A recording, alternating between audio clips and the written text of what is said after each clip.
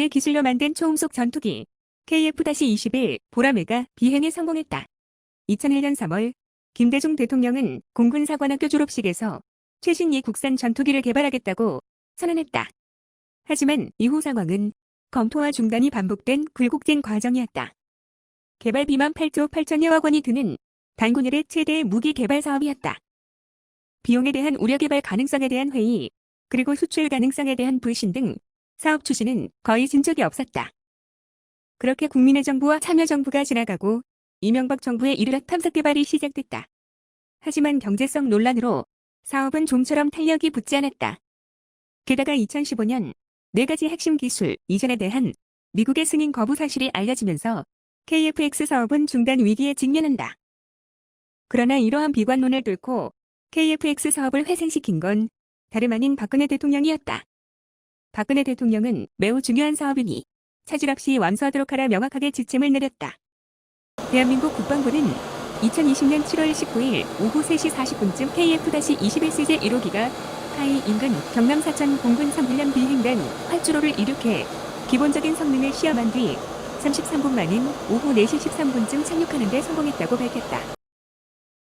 전투기 개발을 목표로 제시한 2000년 11월 이후 22년여 만의 성과이다. 이로써 한국은 미국, 러시아, 중국 등에 이어 세계 8번째 초음속 전투기 개발 국가에 다가서게 됐다. 개발 성공 소식 이후 12년 전 과거 댓글이 화제이다. 인터넷에선 절대 한국이 전투기를 개발 못할 것이며 돈만 버리게 될 것이라고 전망했다. 하지만 의지의 한국인은 해냈다. 재정 지원이 부족하고 미국의 기술 이전 거부에도 불구하고 우리나라 과학자들은 어려운 요건에서 엔진 개발 부품 하나하나를 직접 시행착오를 겪으며 밤새 개발하신 우리나라 과학자분들에게 감사 말씀을 드립니다.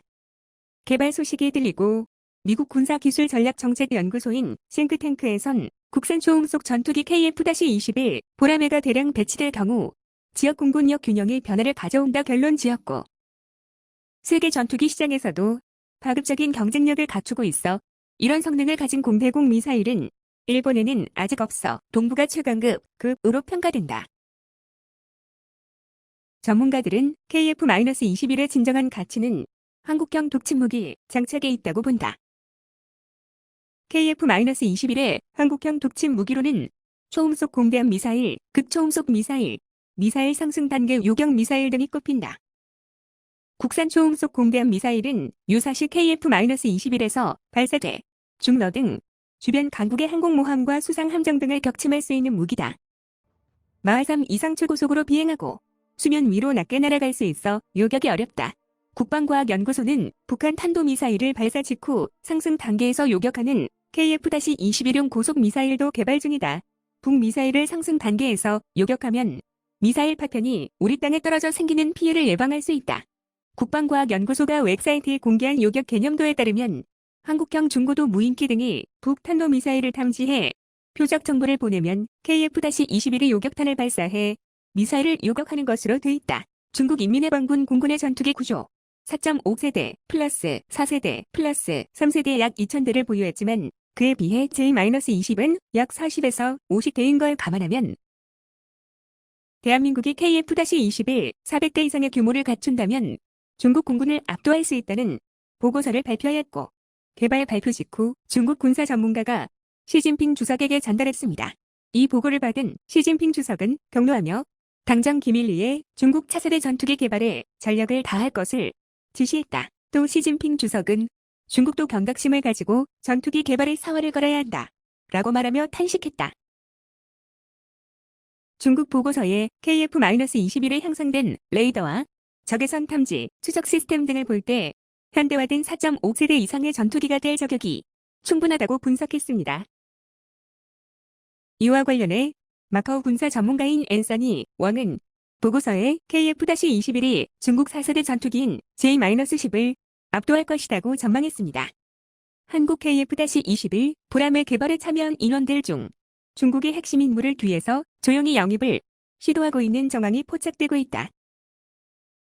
시험 비행 성공 이후 밝혀지지 않은 보라매에 숨겨진 기술이 발견되고 있어서 사람들이 놀라고 있다. 밀리터리 리뷰 2208호에서 분석한 KF-21 보라매를 위한 차세대 기술까지 발표했다. KF-21 보라매를 위한 에트 기술, 더크 기술, 차세대 통신 기술, 스텔스 기술, 무인 전투기 기술, 한국형 공대공 미사일까지 2030년대에 모두 신기술을 적용해 세계 최강 전투기 반열에 오를 것을 분석하고 있다. 심지어 대한민국은 KF-21 보라매 개발을 마친 직후 충격적인 한국형 스텔스 무인기 개발 계획을 밝혔다. 이 소식에 일본, 중국 심지어 미국까지 당황한 기색을 숨기지 못하고 있다. 국방과학연구소는 한국형 스텔스 무인기 최소 시제기인 가오리-X를 개발하고 대한항공과 함께 2018년부터 실용형 무인 전투기 기술을 개발하고자 가오리-X-2 개발 사업을 진행하고 있다.